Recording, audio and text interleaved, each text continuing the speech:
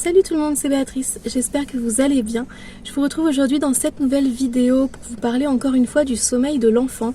J'ai fait une vidéo sur le cododo il n'y a pas très longtemps, mais j'avais envie de vous expliquer un petit peu comment on fait nous pour endormir nos enfants, donc que ce soit un bébé, un bambin, un enfant plus grand.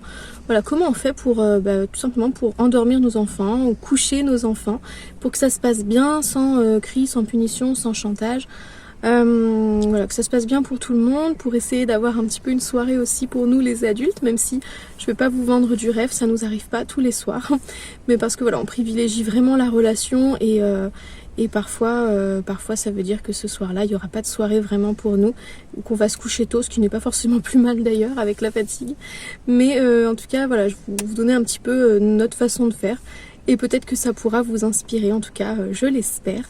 Alors tout d'abord, il faut savoir que mon attitude par rapport au sommeil des enfants a beaucoup changé au fil du temps. C'est vrai que quand ma fille aînée, Lilia, était toute petite, c'était beaucoup plus difficile pour moi d'accepter l'idée qu'elle ne dorme pas quand je pensais qu'elle devait dormir, qu'elle ne dorme pas forcément dans son lit, par exemple. Je n'arrivais pas à la poser pour qu'elle s'endorme. Il fallait toujours que je sois avec elle. Et si je la posais dans un lit, ça la réveillait quand elle était bébé. Et c'était pas une très très grosse dormeuse, elle faisait des petites siestes et c'est vrai que bah voilà, moi j'avais toujours entendu dire qu'un bébé ça dormait beaucoup, qu'à telle heure c'était couché, nanana, alors qu'en fait il n'y a pas de règle universelle, du moins la seule règle universelle elle est la même pour tous les humains, que ce soit des enfants, des adultes, on dort lorsque l'on est fatigué, lorsque l'on a besoin de dormir. Et que les conditions sont réunies pour qu'on puisse se laisser aller au sommeil. Mais c'est pas une question d'horaire, c'est pas une question d'habitude, etc. Du moins, clairement pas que. Et donc, mon attitude a beaucoup changé. J'ai appris à lâcher prise, à moins me prendre la tête, à moins culpabiliser, à moins me faire du souci. En fait, ce que j'ai fini par comprendre avec l'expérience et le temps, c'est que un enfant, un bébé, a vraiment besoin d'être accompagné dans le sommeil. On peut pas attendre de lui qu'il s'endorme tout seul, sans la présence de son parent et vraiment de façon complètement autonome. Ce n'est pas possible. Un bébé, un enfant, il a besoin d'être en relation avec ses parents, avec les personnes qui prennent soin de lui, en qui il a confiance et sur qui il compte.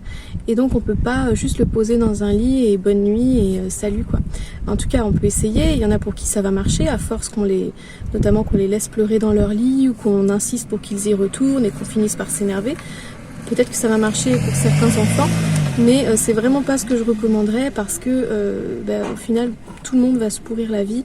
L'enfant il va se relever 20 fois, il va réclamer de l'eau, il va réclamer un jeu, il va dire qu'il n'est pas fatigué, il va vouloir rejoindre les parents dans le lit et les parents vont s'énerver, ça va les agacer, ça va traîner en longueur, tout le monde va se coucher tard, bref, ce n'est agréable pour personne et au final on n'obtient pas ce que l'on voulait au départ, c'est-à-dire un endormissement calme, serein et un sommeil réparateur pour son enfant. Donc en lieu et place de tout ça, ce que l'on fait nous plutôt, c'est que l'on accompagne nos enfants dans le sommeil. Donc pour bébé, en général, c'est avec une tétée. C'est-à-dire que nous, on dort en lit au sol, comme je l'ai expliqué dans ma vidéo sur le cododo. Et du coup, je m'allonge à côté de mon bébé, je lui donne le sein et une fois que mon bébé est endormi, je peux tout doucement m'éclipser, sortir du lit pour aller passer une soirée au salon avec mon mari si j'en ai envie. Sinon, je peux très bien me coucher, je peux lire un peu, enfin, peu importe. Mais en tout cas, une fois que mon bébé est endormi dans le lit où il va dormir toute la nuit, c'est déjà beaucoup plus facile de pouvoir m'éclipser. Alors que si j'essaie de coucher mon bébé et ensuite de partir au salon et d'attendre qu'il s'endorme, ça va pas fonctionner du tout. Voilà, après on peut aussi bercer son enfant et le poser, le porter en écharpe pour pouvoir le bercer plus facilement et le poser. Chez moi ça marche pas, je fais pas des enfants qui s'endorment lorsque je les pose, enfin en tout cas qui restent endormis ou qui s'endorment lorsque je les pose. Donc j'accompagne d'abord mon enfant dans le sommeil et ensuite je peux m'éclipser, c'est ce qui fonctionne le mieux pour mon bébé ou mon bambin. Ce qui fonctionne aussi très bien en plus de l'allaitement pour moi, en tout cas, c'est d'avoir un petit rituel du coucher. Donc par exemple avec Dana qui a bientôt 2 ans, ça fait maintenant longtemps qu'on a pris des habitudes le soir, on a la petite routine du coucher. Voilà, elle sait qu'après le repas, on va brosser les dents, on va changer la couche, enfin prendre la douche, mettre une nouvelle couche. En ce moment on fait le soin du nez parce qu'elle a un petit peu de mucus. Elle sait qu'ensuite on va lire une histoire dans le lit et puis on va chanter toujours les mêmes chansons pendant que je lui donne la tétée et du coup ça l'endort assez rapidement en fait parce que je pense que le rituel est rassurant en fait, elle sait exactement ce qui se passe et à mon avis ça aide à avoir un endormissement assez rapide. et serein. Alors ça marche pas toujours, notamment parce que parfois, selon l'heure à laquelle elle s'est réveillée de la sieste, selon ce qu'on a vécu dans la journée, elle va pas forcément être fatiguée à la même heure le soir. Et ça, c'est quelque chose qui est très très important à noter, c'est que si bébé n'est pas fatigué ou si votre enfant n'est pas fatigué, il va pas s'endormir. Et c'est contre-productif de vouloir à tout prix le coucher à un moment où il n'est pas fatigué. En fait, il vaut beaucoup mieux se dire, bon, tant pis, là j'ai essayé, je vois que c'est pas le moment. Nous, on le voit lorsque j'ai déjà chanté les 3 premières chansons sur la série de 4 et qu'elle dort toujours pas. Là, en général, on se dit, ça semble pas bien parti.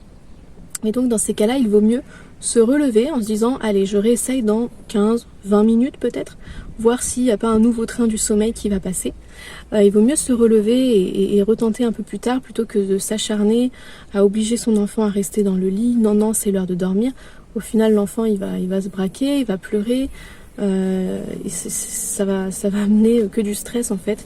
Et ça va pas du tout aider l'enfant à s'endormir, ni les parents à passer une bonne soirée, parce que finalement que vous passiez une mauvaise soirée à vous acharner à essayer d'endormir votre enfant alors qu'il n'est pas fatigué, ou que vous passiez 20 minutes de plus au salon avec lui à lui lire des histoires ou à lui faire des dessins, dans tous les cas les 20 minutes elles sont pas pour vous, elles sont consacrées à votre enfant, mais au moins dans le deuxième cas elles sont plus sereines parce que voilà, vous vous prenez pas la tête, vous n'êtes pas buté et vous êtes prêt à vivre ces 20 minutes de détente simplement avec votre enfant en continuant de l'accompagner et puis voilà, vous réessayez plus tard.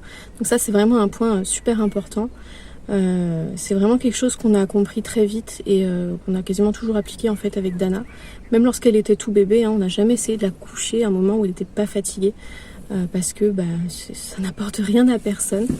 Et sinon, lorsque l'enfant est plus grand, ce que j'aime faire pour l'aider à s'endormir, c'est toujours d'avoir un rituel du soir. Donc voilà, la petite routine du coucher. On sait qu'on fait le brossage des dents, la douche. Lilia, elle sait qu'on fait toujours la tresse pour la nuit pour éviter que les cheveux soient trop emmêlés le lendemain matin parce qu'elle craint un petit peu le démêlage. Donc voilà, elle sait qu'on fait tout ça, elle sait qu'on fait une activité calme aussi le soir. Ça c'est un petit rituel que j'aime beaucoup. Avec les plus grands c'est très sympa, pourquoi pas aussi avec les tout petits lorsqu'ils sont ok pour le faire, ça dépend des tempéraments aussi. Mais on aime bien le rituel du jeu calme ou de l'activité calme. Donc souvent on allume une petite bougie sur la table du salon qui est toute propre et nettoyée du repas. Et on va faire soit un puzzle tous ensemble, soit des coloriages, soit un jeu de société, mais en essayant de pas trop déborder non plus. Après, si l'enfant est pas calme avant le coucher, c'est pas forcément très grave. Parfois, ils ont besoin de décharger leur énergie, donc ils vont s'agiter, être bruyants ou quoi. Il faut pas le voir comme quelque chose de très grave en se disant oh non là il est trop agité, il va jamais réussir à s'endormir. Il n'y a pas forcément une grande corrélation entre les deux. Comme je vous l'ai dit, parfois ils ont juste besoin de décharger encore un trop plein d'énergie. Donc en fait il vaut même mieux les laisser faire parce que s'ils le font pas maintenant, ils vont le faire dans le lit. D'ailleurs je le vois certains soirs avec Dana, je vois qu'elle est un peu agitée, elle va courir partout. Et en fait il vaut mieux que je la laisse courir partout dans le salon, grimper sur le canapé, être un peu plus bruyante, ou même des fois on va faire des guilis, on va rigoler, avoir des fous rires. Au lieu de me dire oh là là non c'est le soir, il faut absolument être au calme avant d'aller se coucher.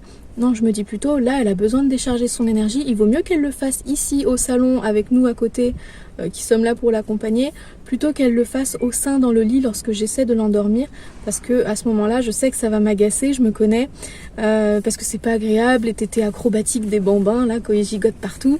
Et surtout, t'es en train d'essayer d'endormir ton enfant et tu vois bien qu'il va pas réussir à s'endormir très vite parce qu'il a encore la bougeotte. Donc voilà, il vaut mieux laisser son enfant se dépenser s'il en a besoin le soir. C'est pas grave si c'est pas un temps calme. Les besoins des enfants peuvent être très différents d'un enfant à l'autre et aussi d'un soir à l'autre tout simplement. Donc ne pas se prendre trop la tête là-dessus.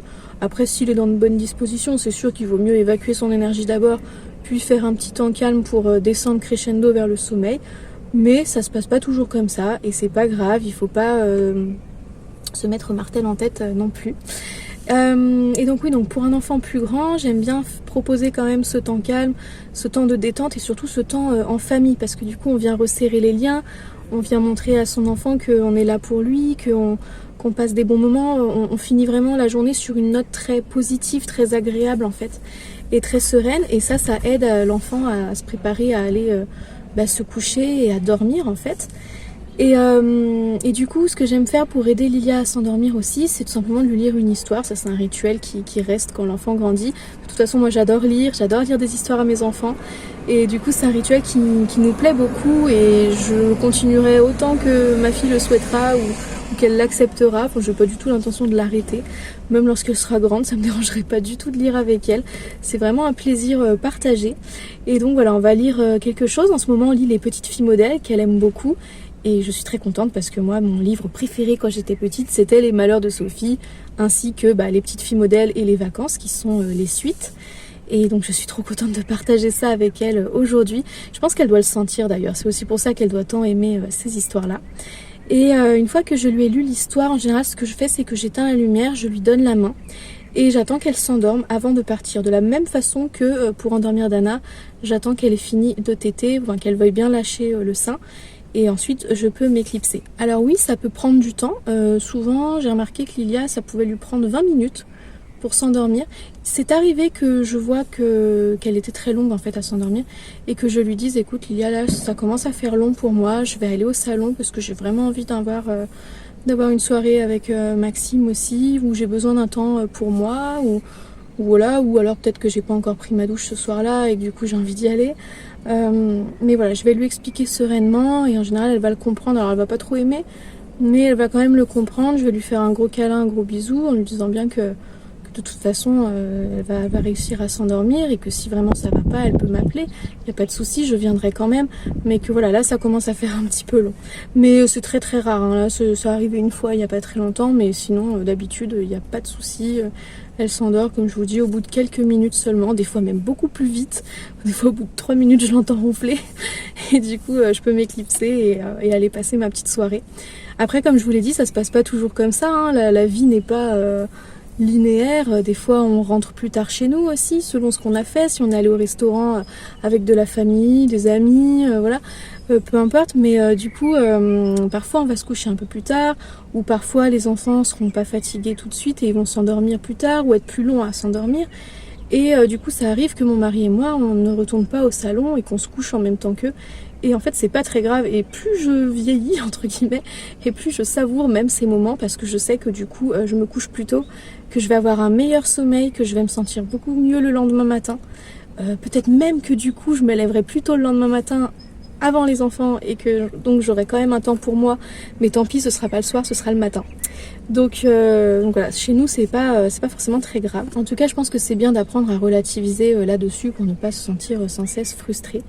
Et vraiment cette technique de rester avec son enfant en fait jusqu'à ce qu'il s'endorme, au lieu d'espérer de lui qu'il s'endorme une fois qu'on a fermé la porte de sa chambre, je trouve que c'est vraiment plus facile. Moi je me verrais plus faire autrement. D'ailleurs, dans la famille de mon mari, il y a quelqu'un qui fait ça aussi avec ses enfants, donc le cousin, en gros, si on veut, de mon mari, fait ça avec ses enfants, et donc parfois c'est lui, parfois c'est sa femme, mais en gros, il reste assis sur une chaise dans la chambre de ses filles jusqu'à ce qu'elles dorment, donc je crois qu'il leur lit une histoire aussi, et après il reste assis dans l'obscurité jusqu'à ce qu'elles soient toutes les deux endormies, et ensuite il s'en va. Et je trouve que c'est très très bien, parce qu'en fait c'est très rassurant pour un enfant de savoir que son parent est là, et qu'il n'est pas tout seul dans la chambre. Alors je dis tout seul, et pourtant là, dans le cas que je viens de citer, elles sont deux, vu qu'elles sont sœurs. Mais en fait, quand j'étais petite, je me souviens que j'avais beau partager la chambre avec ma sœur, j'aimais pas du tout le fait qu'il n'y ait pas un adulte, le fait qu'il n'y ait pas mes parents avec moi. J'aurais aimé, surtout que j'avais des grosses angoisses dues à mon histoire personnelle, qui n'est clairement pas celle de tous les enfants, attention, hein. Je suis pas en train de dire qu'il faut faire de mon propre cas une généralité.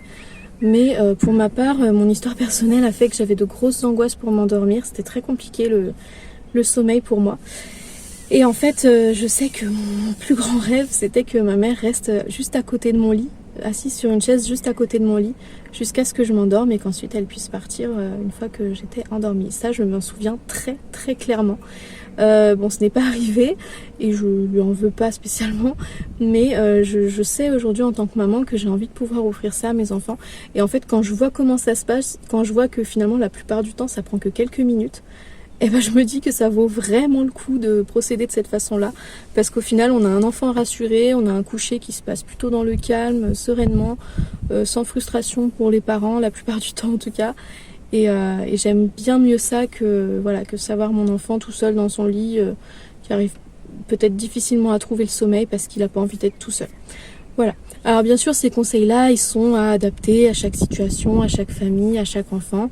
Ce qui est sûr, en tout cas, c'est que un enfant, en principe, il préférera toujours être avec son parent pour s'endormir. Je connais quand même pas beaucoup d'enfants qui diraient ah non moi j'aime bien être tout seul. Alors peut-être qu'après à force quand ils ont l'habitude, ils sont habitués à leur chambre et ils apprécient peut-être d'être tout seuls, hein, ça je dis pas, ça dépend des tempéraments aussi et de l'âge, mais quand même la plupart des enfants en bas âge, je pense que si vous leur posez la question est-ce que tu préfères dormir tout seul dans une chambre ou est-ce que tu préfères dormir avec papa et maman, ou du moins que papa et maman restent avec toi le temps que tu t'endormes, je pense que leur choix est quand même vite fait. Voilà. En tout cas, j'espère que cette petite vidéo aura pu vous plaire, que ces petits conseils, ces petites astuces auront pu peut-être vous aider ou vous inspirer. N'hésitez pas à me dire quelles sont vos techniques à vous, bienveillantes, respectueuses de l'enfant, pour pouvoir l'aider à s'endormir sereinement si jamais le coucher c'est pas quelque chose de facile pour lui. Ça pourra peut-être aider d'autres parents. Si vous avez des questions ou des suggestions de vidéos, n'hésitez pas à me laisser un petit commentaire et n'hésitez pas à vous abonner à ma chaîne si ce n'est pas déjà fait. Je vous fais plein de gros bisous et je vous dis à très bientôt pour une prochaine vidéo. Bye!